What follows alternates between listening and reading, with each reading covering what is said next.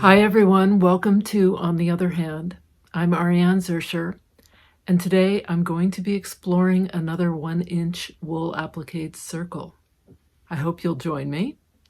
Don't forget to hit the like button, subscribe, click on the bell for email notifications. I love hearing from you. Leave me comments. If you haven't done so already, I'd love for you to come along with me on my blog. I blog Tuesdays and Thursdays where art and life meet, and I'm on Instagram and my name, Ariane Zurcher. Grab something to stitch with, grab a needle and some thread, and let's explore the creative process and the stitches that we can use thinking out of the box.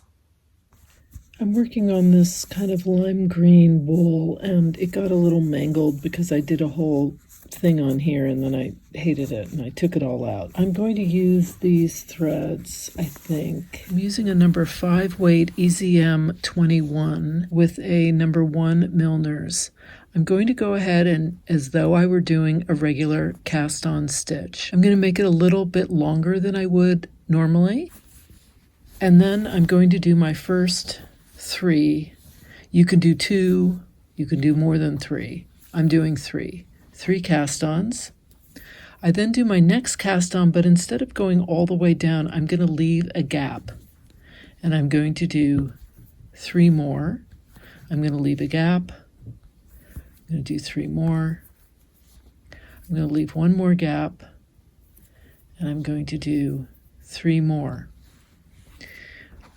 I pull my needle through, and what I get is a kind of frilly cast on with these little lacy frills to it.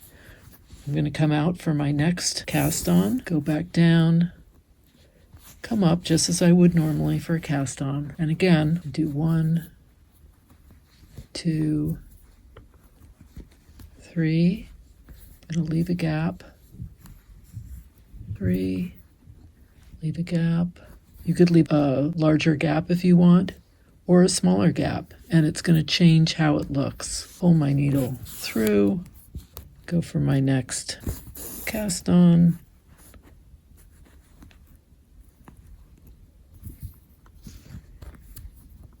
Leave a gap.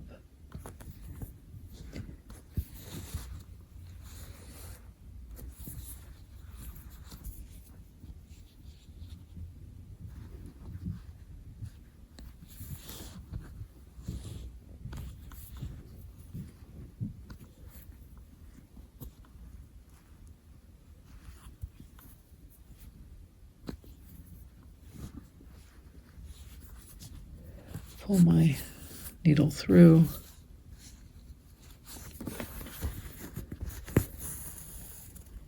Looks almost ruched, I think. The larger the gap, the bigger you're going to get these little loopy bits. This one got a little out of hand, but that's okay. I'm gonna leave it. I saw this on a video, it's an embroidery site, and the woman was doing this for a much bigger piece. She was using a hoop and using silk floss.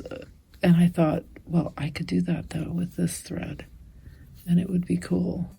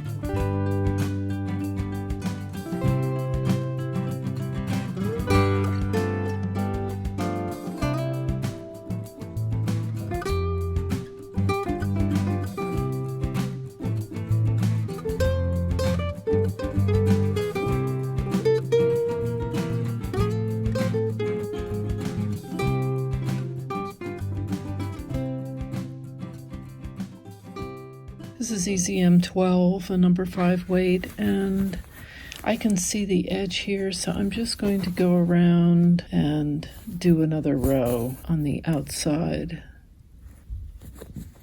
The same thing, leave a gap.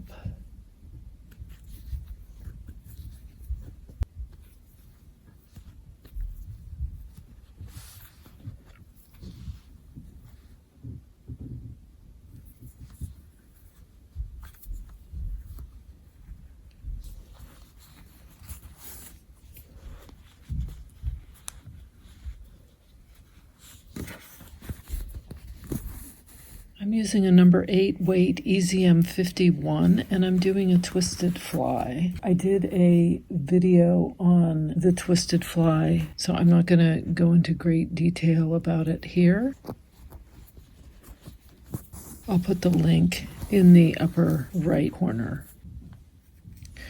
I'm using Silken Pearl Lavender Fields on a number 3 Milliners, and I'm just going to do a little knot in here. I'll do a colonial knot.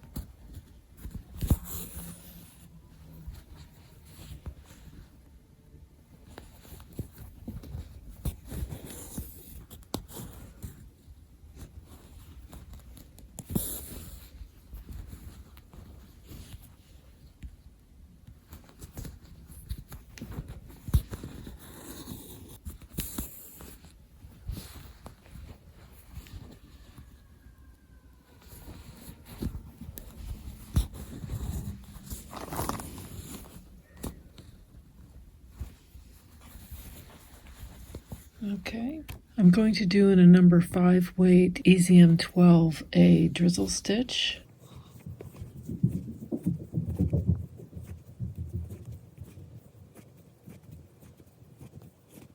I'll do a 12 wrap. I think I'll do 5 of these.